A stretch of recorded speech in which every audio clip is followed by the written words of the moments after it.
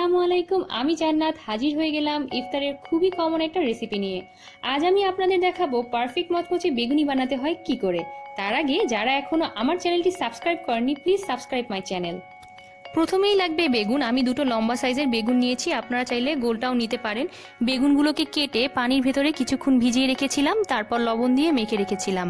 বেগুনের পিসগুলো খুব মোটাও হবে না, আবার বেশি পাতলাও হবে না, মাঝারি সাইজের হবে।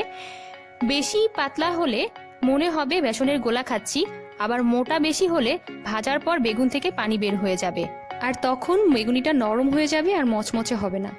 বেগুনির ব্যাটার তৈরি করার জন্য আমি এখানে নিয়েছি ময়দা 1/3 কাপ, বেসন 1/2 কাপ, চালের গুঁড়া 1/3 কাপ, মশলা নিয়েছি হলুদের গুঁড়া, ধনিয়া গুঁড়া, লবণ, জিরার গুঁড়া, লাল মরিচের গুঁড়া, গরম মশলার গুঁড়া, আদা বাটা, বেকিং পাউডার সব 1/2 চা চামচ করে।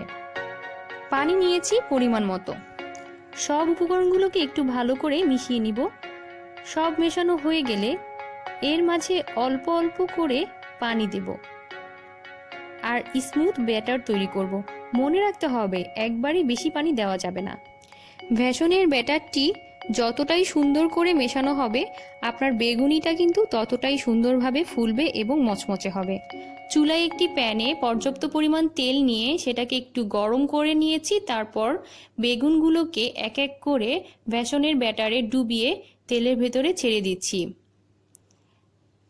এক সাইড হয়ে গেলে আর এক সাইড উল্টিয়ে পাল্টিয়ে ভালোভাবে বেগুনিগুলোকে ভেজে নিচ্ছি। আমার এই রেসিপি অনুযায়ী যদি আপনারা বেগুনি তৈরি করেন তাহলে আপনাদের বেগুনিগুলো 3-4 ঘন্টা পরও ঠিক এরকমটাই মচমচে থাকবে। আমার বেগুনিগুলো কিন্তু হয়ে গিয়েছে, এখন আমি এগুলোকে তুলে নিচ্ছি। বেগুনিগুলো কিন্তু মচমচে পারফেক্ট বেগুনি হয়েছে।